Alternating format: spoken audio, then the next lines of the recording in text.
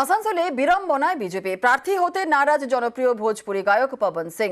প্রার্থী ঘোষণার 24 ঘন্টার মধ্যেই পবন সোশ্যাল সাইটে তিনি জানিয়েছেন ব্যক্তিগত কারণে তিনি আসানসোল থেকে ভোটে লড়বেন না। এই নিয়ে তৃণমূল দিচ্ছে খোঁচা, অস্বস্তিতে পদ্ম শিবির। वेस्ट बंगाल आसनसोल पवन सिंह सब भैया चाचा माई बहन के हम पवन सिंह पैर छू के प्रणाम करतानी। বিহারের পবন সিং জনপ্রিয় ভোজপুরি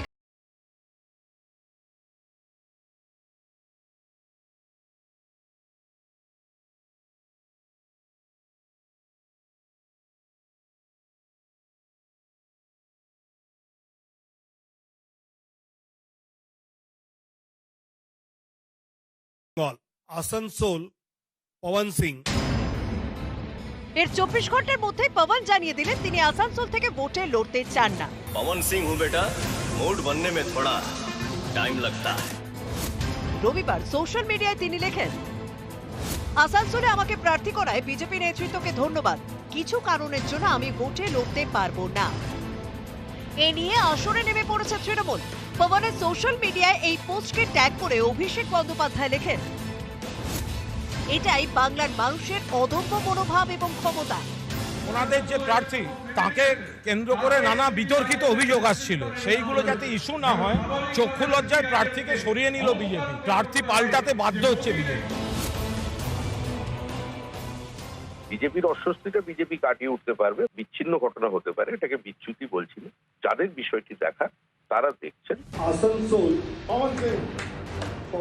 শনিবার সন্ধ্যায় নাম ঘোষণা করে বিজেপি। তারপর থেকেই ভোজপুরি গায়ক পবন সিং এর ফিল্ম ও গানের পোস্টারের ছবি পোস্ট করে সমালোচনায় সরব হন বাবুল সুপ্রিয়। লেখেন, আসানসোলে পবন সিংকে প্রার্থী করে বিজেপি প্রমাণ করে দিল যে বাঙালি মহিলাদের প্রতি তারা কতটা অসংবেদনশীল। যে মানুষটার গানগুলি বা তার ভিডিও বা সিনেমার টাইটেলগুলিতে কুরুচিকর শব্দ ব্যবহার এবং খুব অবজেকশনেবল সমস্ত ভিডিওর নাম যাতে বাঙালি মহিলাদের কথা বলা আছে, সেরকম একজন মানুষকে পাবলিক রিপ্রেজেন্টেটিভ হিসেবে বাছার আগে বিজেপির ভাবা উচিত ছিল। উনি ব্যক্তিগত কারণে পদত্যাগ করেছেন, বিজেপির সাথে ওনার সম্পর্ক আছে। দেখুন, ওনার আরো কোনো অন্য জায়গা থেকে দাঁড়ানোর ইচ্ছে থাকতে পারে।